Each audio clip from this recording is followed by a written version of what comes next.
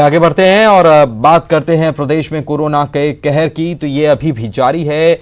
कल मिले मरीजों की संख्या की बात की जाए तो 198 नए मरीज सामने आए हैं। छत्तीसगढ़ में प्रदेश में अब तक 9,820 मामले हो चुके हैं कुल कोरोना के, और इनमें से अच्छी बात यह है कि 7200 से ज्यादा कोरोना मरीज रिकवर हो चुके हैं। कोरोना की रफ्तार थमने का नाम नहीं ले रही। लॉकडाउन जरूर लगाया गया, लेकिन आने वाले दिनों में, कुछ दिनों में पता चलेगा कि इस लॉकडाउन का असर क्या रहा। फिलहाल तो कोरोना की जो मामले लगातार सामने आ रहे हैं, उसके बाद 9,820 तक ये आंकड़ा पहुंच चुका है। अच्छी बात यह है कि 7200 से ज्यादा मरीज ठीक हो चुके हैं, स्वस्थ हो चुके हैं, रिकवर हो चुके हैं। लेकिन मामले तेजी से सामने आते हुए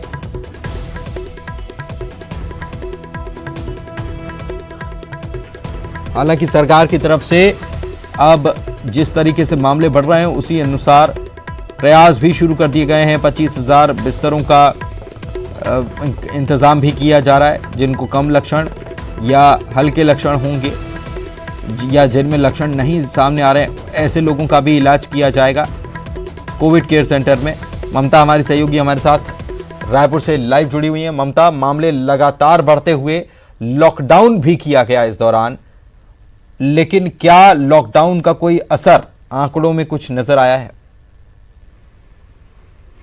देखिए, लॉकडाउन का क्या असर हुआ ये तो थोड़े समय बाद पता चलेगा, क्योंकि अभी तो वो लोग हैं जो पहले से जो संक्रमित हैं वो सामने आ रहे हैं, और लगातार जिनमें लक्षण आ रहे हैं उनकी जांच कराई जा रही है, उसके बाद में पता चल रहा है। लेकिन लॉकडाउन के बाद भी अगर हम बात करें तो जिस तरीके से लगातार खुद स्वास्थ्य मिनिस्टर अभी बार बार ये कहते आए हैं, और शासन ने भी माना है कि जांच जितनी ज़्यादा आएगी उतनी ही ज़्यादा वस्तु स्थिति का पता चलेगा कि कितने लोग हैं, क्योंकि एसिम्प्टोमेटिक जो लोग हैं उनकी भी संख्या बहुत ज़्यादा है, जिनमें कोई लक्षण नहीं दिखाई देता लेकिन वो कोरोना पॉजिटिव होते हैं।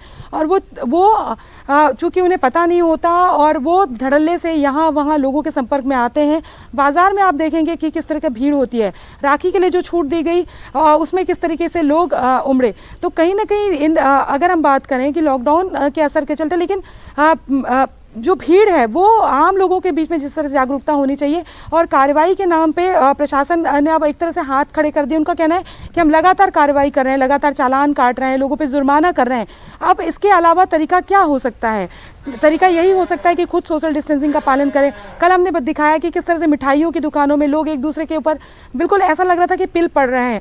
मतलब कोई खुद से जो अवेयरनेस होनी चाहिए वो नहीं थे। मिठाई दुकान वाले कह रहे थे कि हम क्या करें, इतने घंटों के लिए छूट दी गई है, हमने लोगों को समझाइश दी, लोगों को ये लगता है कि समय पूरा ना हो जाए, हम बिना इसके घर न चले जाएं, इसलिए लोग इस तरीके से वो करें, समझाइश दी जा रही है। इसी तरह से राखी की दुकानों की बात करें, जो पिछले 4 दिनों छूट दी गई थी, 2-2 दिन के अंतराल में जो छूट दी गई थी, उसमें भी हमने देखा कि किस तरीके से बाजार में पैर रखने के लिए जगह नहीं थी। तो कहीं ना कहीं आप सोचिए कि जो वो भीड़ थी, क्या उसके बीच में कोई एसिम्प्टोमेटिक अगर चला गया होगा तो उसने कितने लोगों को संक्रमित किया होगा।